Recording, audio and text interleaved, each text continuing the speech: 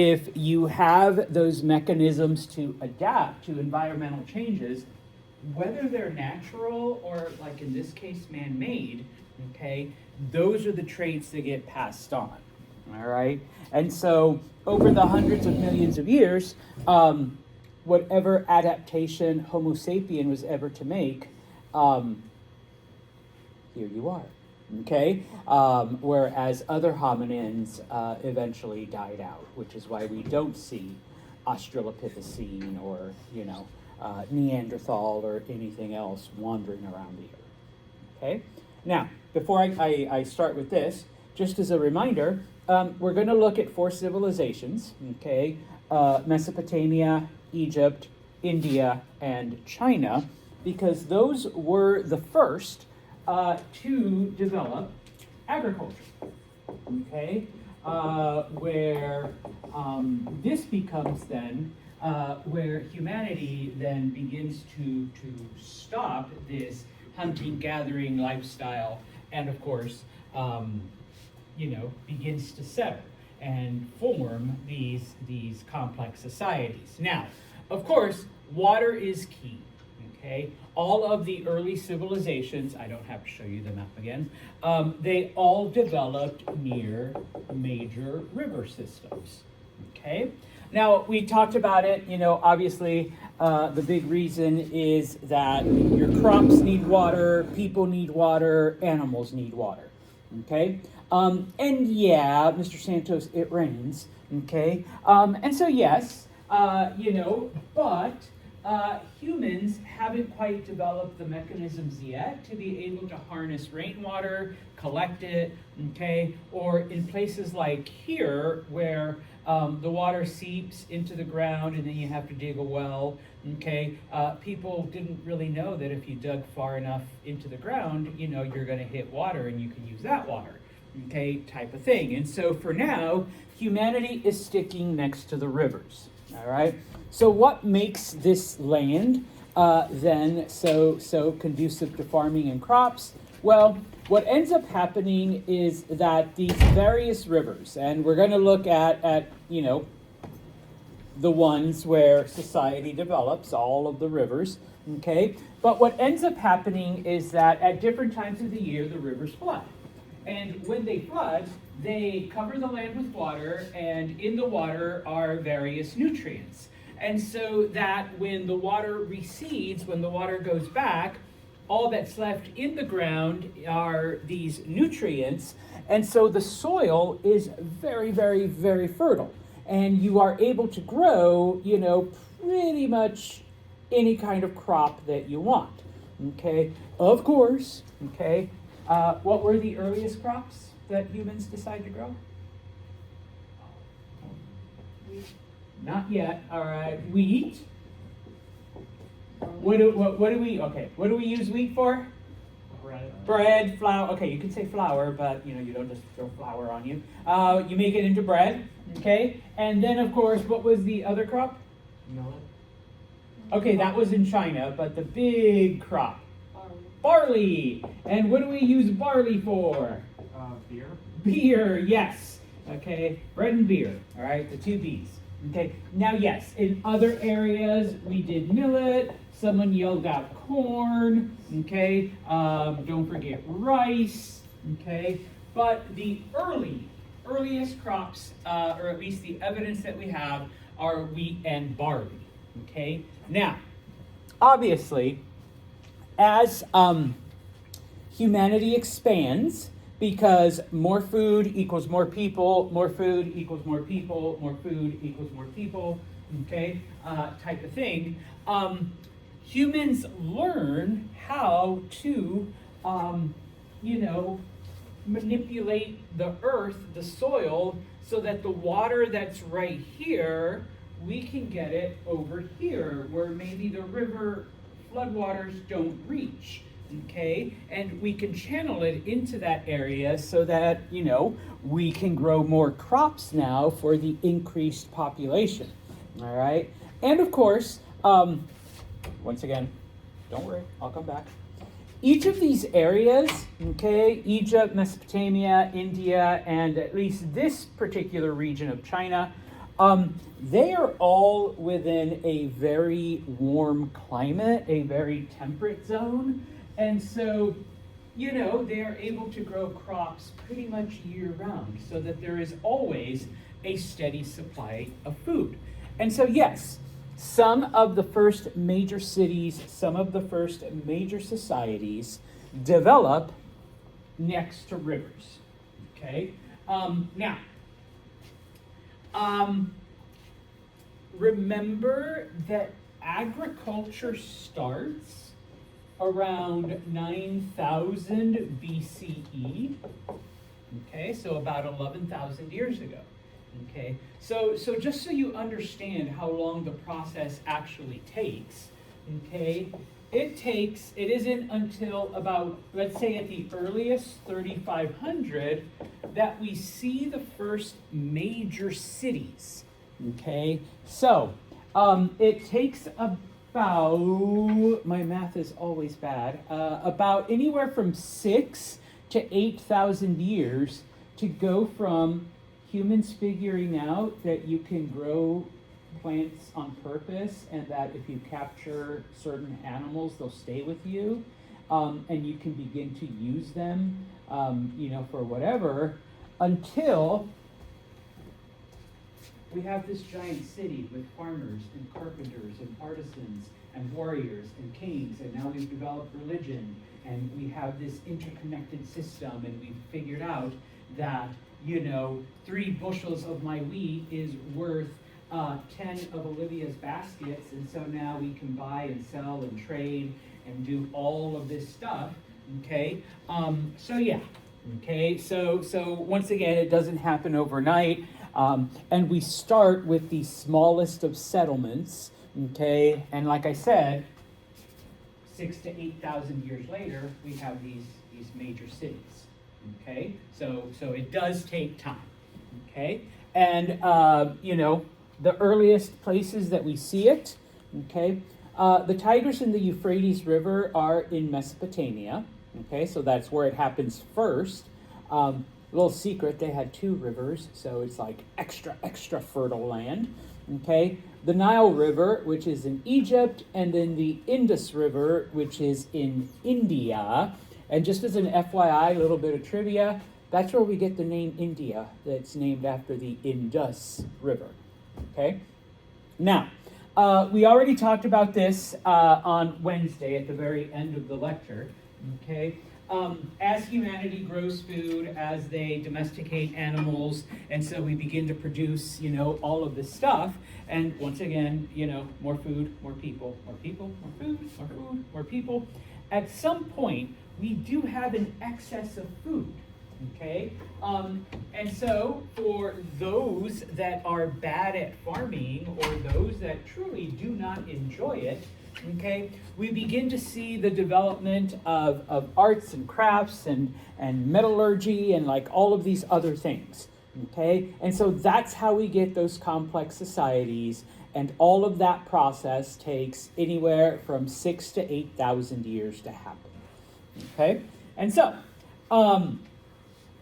along the way, within those 6,000 to 8,000 years, okay, some of the things that happen.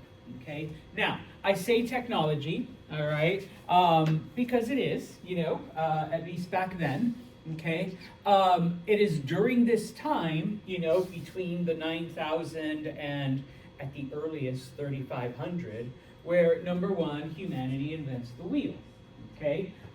Because, I'm carrying all this wheat, and maybe, someone came up with baskets, okay? But, once again, someone realizes that, these circular things, you put it on a flat wooden thing, and you can push it or pull it, and you can, take so many more things than if you're just trying to carry a bunch of wheat in your arms, okay?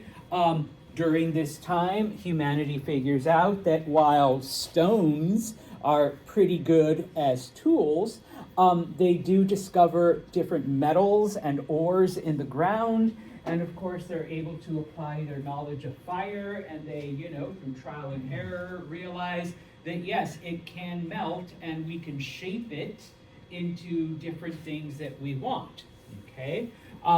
Things like woodworking and stoneworking, okay? We can take these rocks with the tools we've made, using fire and metal and the wheel and all, we can work, these pieces of tree or these pieces of rock and make them into the different things that we need, okay? Yeah, humans, you can cut the fur off your sheep and wear it. But at some point, humans realize that, yeah, you can actually take it and spin it and clean it, and it becomes cloth.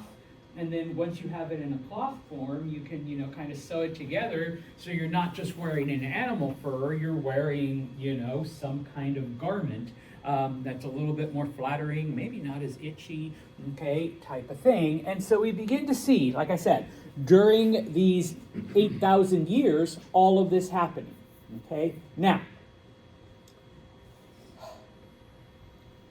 not everybody's a farmer, remember. We get to that point, okay? And so at some stage of development, we need to figure out, well, how much is my wheat worth versus Oliver's baskets, okay? How are we going to come up with a fair exchange system? And for hundreds of years, okay, humanity basically worked on barter. Okay, I give you some of what I make, you give me some of what you make, and we figure out, okay, what the equivalent value is. And I could have sworn I had money in my pocket, but I don't. All right. Later on, at some point, humans realize that, hey, this I'm going to borrow this shiny, ooh, perfect. This shiny little golden looking thing, this has some kind of value. I will give this to you for your wheat, okay? And, all right, so there. I just gave her a shiny little gold piece of thing I found in the ground, and now I have a bunch of wheat, because somehow we've assigned some kind of intrinsic value to this little golden thing, or this silver looking thing. And then eventually we get mature and we assign it to these little plastic things. Well, this is my idea, but, or green little pieces of paper, okay? And so we see the development of commerce. In addition, okay, yes, first I'm just trading with Zan, but at some point people begin to travel because, and we'll talk about this, Mesopotamia, fertile land, lots of food, but not much else. Okay, so you got to travel farther and farther, all right, in order to bring some of those things that, will make life a little better. Okay, now, one of the things that also happens during this time, okay, the predominant metal that is found in this area is copper. And, humans are now working with copper and making copper tools and copper, weapons and whatnot. But at some point, somebody figures out that if you melt copper and you mix it with a little bit of tin, you get an even stronger alloy known as bronze, okay? And we actually call this period of history the Bronze Age, because once humanity discovers this, they use bronze for everything for the next couple thousand years, okay? Not until they discover iron, all right? So until iron is discovered, everything is made out of bronze. Statues, weapons, tools, jewelry, whatever. Everything is bronze, okay? FYI, the Mesopotamians were the first to come up with this, and they actually held on to the secret of bronze for a while. Eventually, other groups discovered it, okay? And so, yeah, all right? Now, some other things that happen, okay? Maybe I should look at that.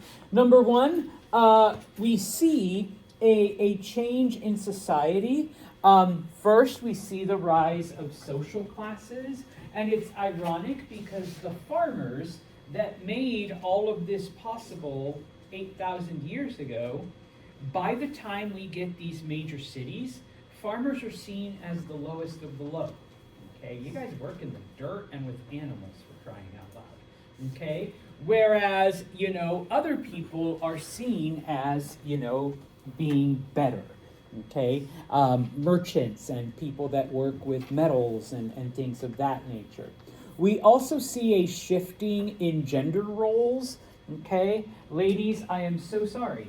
Okay, because this is when the whole thing of, the men are the ones that hunt and work and farm and do all of that stuff. Whereas ladies, for the next couple thousand years and even into kind of modern times, cook, clean, make babies. Okay? And there you go. All right? Now, we also begin to see, okay, a division amongst the people who live in the actual city, okay, and the people who live out on the farms. Okay? Now, of course, they're still interconnected, all right? But the city dwellers tended to see themselves as a little bit better than the farmers because, we've got homes, we've got the city, we've got access to all kinds of things. Farmers, you guys live out in the boonies and you work in the dirt and you're around animals and, you blood and guts and, all this other stuff, okay? But, okay, obviously there's like a symbiotic relationship in this case because, yes, farmers produced all the food, okay, which city people need to eat, but of course the people in the city produced everything else, okay? And yeah, a farmer needs clothes, so we go to the tailor. Okay, but of course the tailor can't make clothes without the cloth and the fur from the sheep that I have out on my farm. Okay, I need tools, bless you. Okay, so I go to the blacksmith to buy my tools. Okay, I need a new wagon, so I go to the wagon maker. All right, to be able to bring food and everything into the city and then take the stuff that I buy back out to my farm. So they all become interconnected. And then outside of this, remember that there are pastorals, okay? People who, number one, okay, along with the farmers, they live outside of the city, and basically they're the ones that focus more on animals. They have their home base, they have their home, they have their village. In this case, they have their city, okay? They take their animals out to graze for a certain amount of time, and then, of course, then they come back and they're able to trade, okay? Milk, meat, whatever. Oh, I guess you would get your sheep for me to make cloth, because here we have the tailor making clothes, okay? Type of thing. And then, of course, remember, you also have those nomadic hordes that are wandering back and forth across Asia. They're going to be around for tens of thousands of years, okay? And so, okay, the purple that you see, okay, that's where the hordes are wandering, okay, through different times. And remember that whenever they need something that their animal herds cannot provide, they will swoop down into different villages, different societies, pillage, plunder, steal, burn, whatever, kidnap, and then take it back with them. Okay? And this shows the various societies that we're going to look at. Okay? Or at least the ones that existed. We're not going to look at every single one. And so we're going to start right here, like I said. Ooh, there we go. Okay? Not quite. It went the wrong way. Okay? Remember, this area is called the Fertile Crescent because it kind of looks like a croissant. All right? Everything that you see in green was, farmland.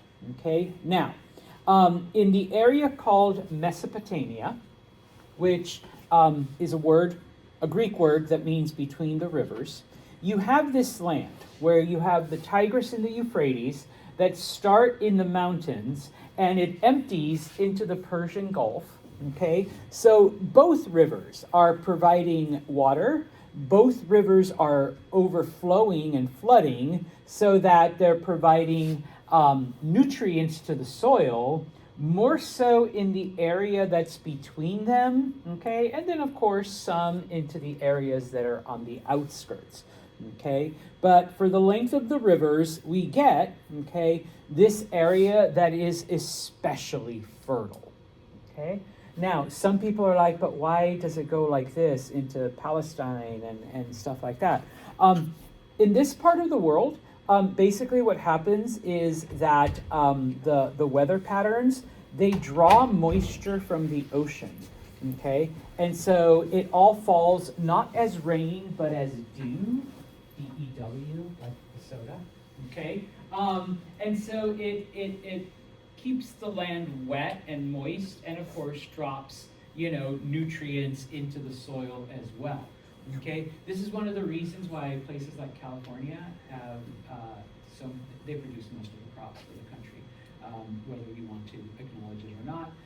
But that's how they get most of their moisture is from the ocean. It brings in the dew, and it settles in many of the areas. And so this entire area then has that fertility where the first farming happens. Okay, and so. All right, I know. Mesopotamia, okay? You need to know where it is, okay? It is basically modern Iraq, okay? You don't need to know this, but you know what? I'm a word geek. So Mesopotamia is actually a Greek word that means between the rivers, okay? Because that's basically what it is. Now, you do need to know the two rivers, the Tigris and the Euphrates, okay? You don't need to know where they are in relationship to each other, but this is my own device that I use to remember, okay, because I'm weird that way. The Tigris River is above the Euphrates because the word Tigris sounds like tiger, and tigers like pounce on top, okay? So, Tigris, Euphrates, okay? Yeah? How do the nutrients get into the water? That's the miracle of water, number one. Number two, through like melting and erosion. Yeah, because it starts off here in the mountains. There's a lot of nutrients, in those rocks. And later on when we talk about it, this is where a lot of the minerals that the people down here get. But snow melts. All right, it flows down. And it picks those things up from these rocks and it just carries it through, okay? And so when it floods here, okay, it deposits it into the soil. So, yeah. Because like the nutrients are heavier and whatever, they just sink. Yeah, okay? So, now, okay, both the Tigris and the Euphrates, when they do flood, they flood uncontrollably, okay? They just go out there and you get a storm and boom, all right? They destroy everything in its path, okay? Described as wild and capricious, okay? Now, in this case, of course, these floods are kind of a double-edged sword because not only does it fertilize the soil, but it also destroys a lot of the things that humanity builds. Okay, and so, okay, we get, and I guess I could have put this up closer, humanity in this area develops, okay, how can we harness the power of the river so that we can use it for our benefit, but try to avoid all of the destruction that it also causes, okay? And so humans are able to come up, they develop, I guess, the science of engineering and planning and whatnot. And so we're able to dig ditches, we're able to dig channels and canals so that we harness the water away from certain areas and into others. Okay, over time, if we build walls, if we build levees, we can keep the water from coming into this area. Okay, now, in this case, we're not quite working with like concrete yet.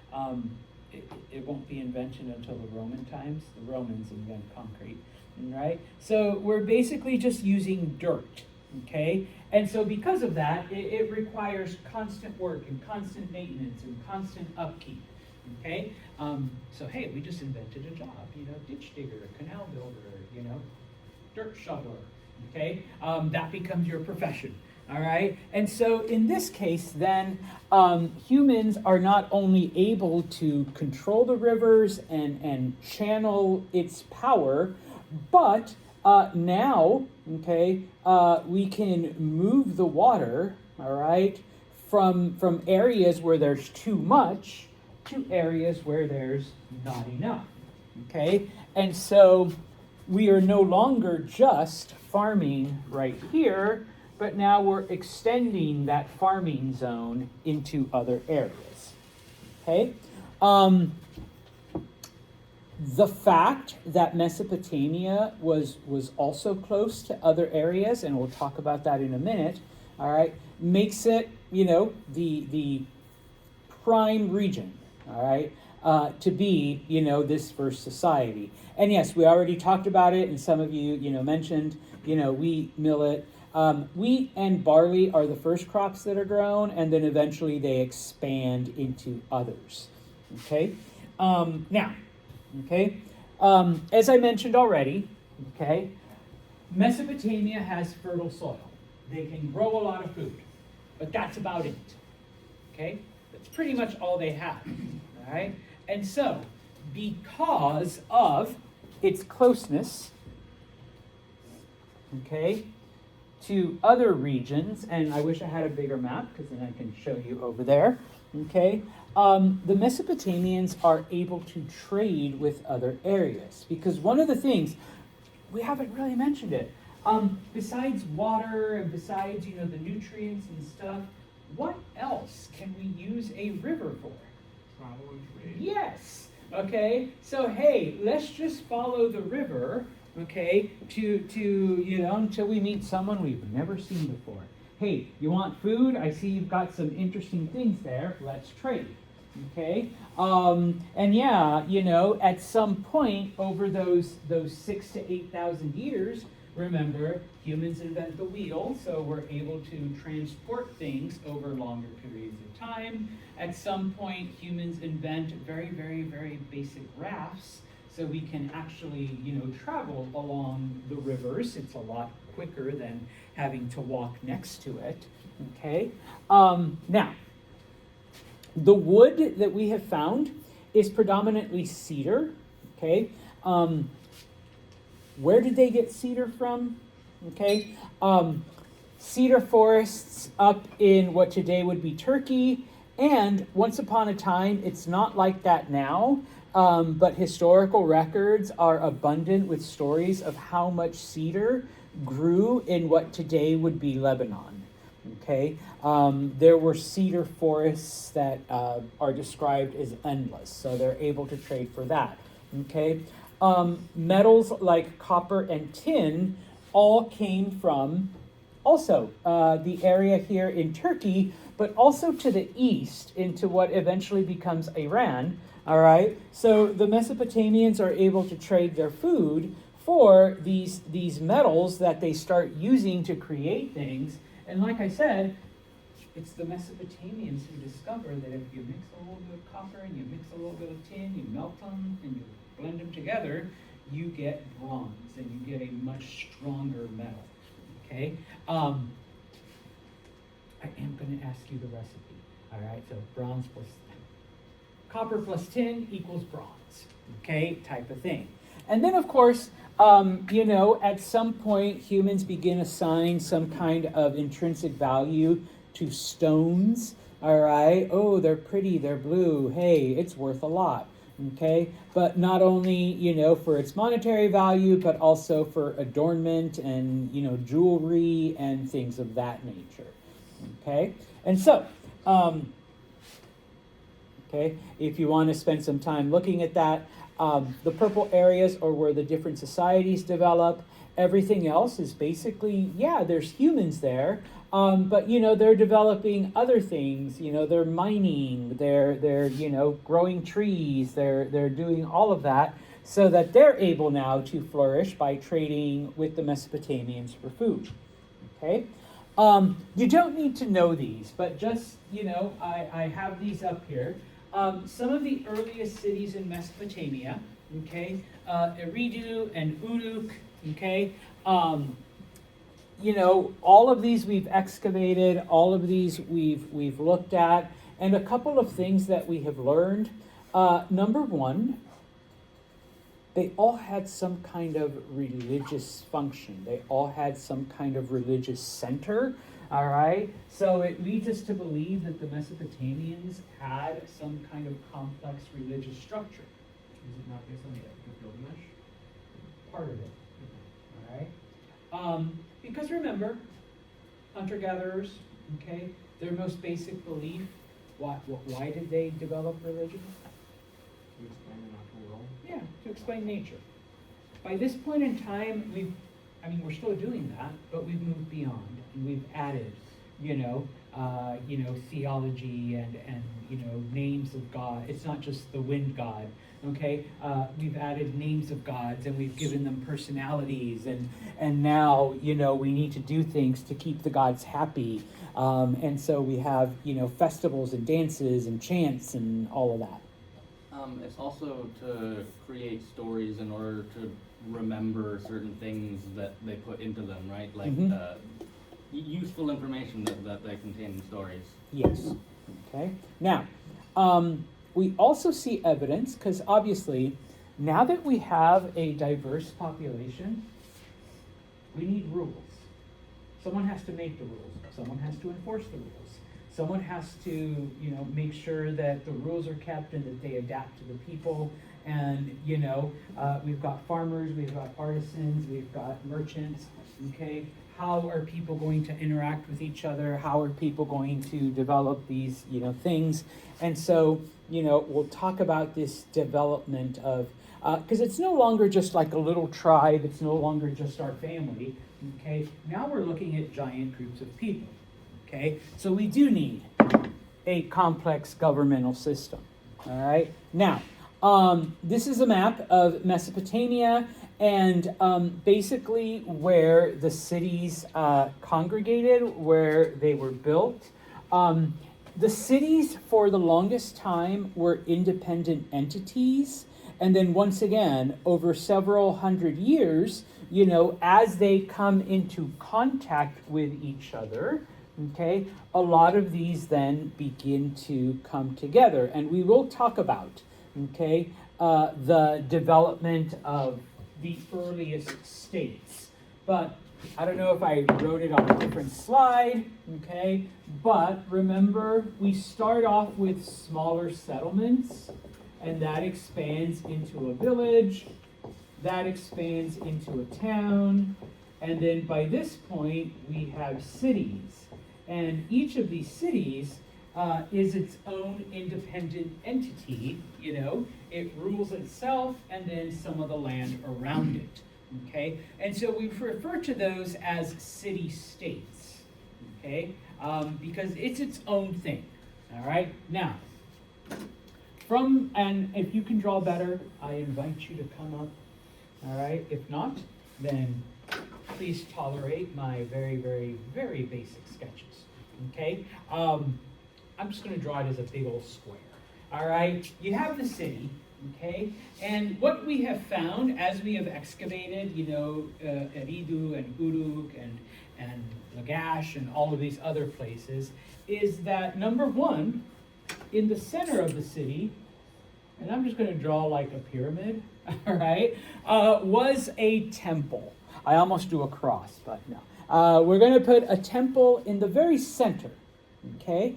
And so one of the basic theological principles that we have been able to gather is that the Mesopotamians believed that humans were here to serve the gods in some way, shape, or form, okay? And depending on whether they accepted your service or were happy with your service, then, hey, we're going to make it, 7 below 0 right now because you pissed us off, all right? Or, we're going to make it sunny and 80 and beautiful weather because we are happy with what you have done, humans, okay? I'm sure 10,000 years ago, someone would have said, which one of you pissed off Thor or a snow god or Captain Cold? I don't know, because it is Yeah, it was me? Okay. Yeah, because I don't believe in them. So it is freezing. Okay, you got to burn me as a witch or something like that. Okay? Now, the cities not only served as a religious center, but also this is where people came to buy, sell, trade, do all of their things. Okay? And we have found that the homes of the ruling class and the homes of the priests were all in the center surrounding the temple. Okay? So once again, the importance of religion. Okay? As everything grew, okay, the city expanded out, and the farther you were from the temple, the smaller your home was, but also was indicative of your social status. Okay? You're closer to the rulers, you're closer to the gods, obviously you're more important. You're farther away, it means you suck. All right? Now, in addition, remember we've developed irrigation. All right? There was a canal that ran through the center of the city, okay, so that if you were part of the wealthy, if you were part of the upper class, if you were part of the priestly class, you could get your water without having to go very far. Okay? If you were, you know, the poor little, I don't know, we'll say the clothes maker that had a little tailor shop way off in the corner of the city, then yeah, you had to walk pretty far to the canal to get your daily ration of water. Okay? And then, of course, outside of the city, okay, were the farmers and the pastoralists. Okay? And so they, of course, had to, you know, enter and do their thing. All right? Now, when it came to religion, okay, and we'll end with this, okay, or at least the religious aspect. We'll talk about other aspects of Mesopotamian society on Monday. The gods controlled everything, okay, but, pardon my language, the gods were assholes, all right? And so, as humans, we're subject to their whims and to their jealousies and to their tantrums. And so we basically had to do what was necessary to try to keep them happy. Okay? And so we begin to see then the creation of services and festivals and rituals that hopefully pleased the gods. And of course, when the gods were happy, then we need to be appreciative. And so things like a new year, okay? The river god did not kill me in this year's flood. So guess what? We are going to celebrate a new year of life, okay? Oh my goodness, the temperature is finally getting warmer, and I survived the cold, and I was able to have enough food. We are going to celebrate the changing of the season, all right? Because the gods decided not to kill me, all right, during this time, okay? Ooh, it is getting colder. The days are getting shorter. The nights are getting longer. We're going to have a festival to honor the gods so that hopefully we can survive these next 10 weeks of darkness and less sunlight, okay? And stuff like that.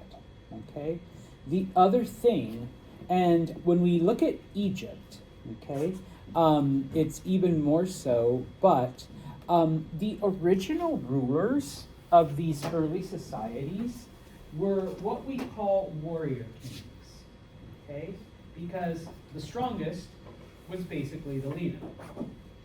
Over time, though, that focus shifts, okay, to where now people believe that whoever is the king was obviously chosen by the gods, okay? And when it comes to Egypt, they weren't just chosen by the gods, they were literally part god, okay? And this belief continues, like, for thousands of years in humanity. so that if you ever think of rebelling, bless you, against the king, who are you really rebelling against? Yeah, the gods, okay? The gods are already assholes. Do you really want to do more to piss them off by not following their king? Thanks, Oliver. By not, obeying the king, okay? And so, you need to know the Z word to finish off. The Mesopotamian temples were known as ziggurats, okay? Where people went to worship, people went to pray, people went to make sacrifices, all right? This is an artist's rendition because all we have found is things like that, okay? So we think that that's how they were constructed, all right? Just one last thing. It's interesting because obviously this is one of the earliest societies, but no matter which religion or which society we look at, there's always something about going up and into the skies and into the heavens, okay? The Greeks felt that their gods lived on Mount Olympus, which was the tallest mountain, okay? Judeo-Christian tradition, God, heaven is up, type of thing. And so even the ancient Mesopotamians felt that you had to go up on top of the temple to do your prayers and your sacrifices and your things. Okay? So we will continue talking about, someone mentioned the Epic of Gilgamesh, we'll talk about him, and of course some other things that come out of Mesopotamia. All right?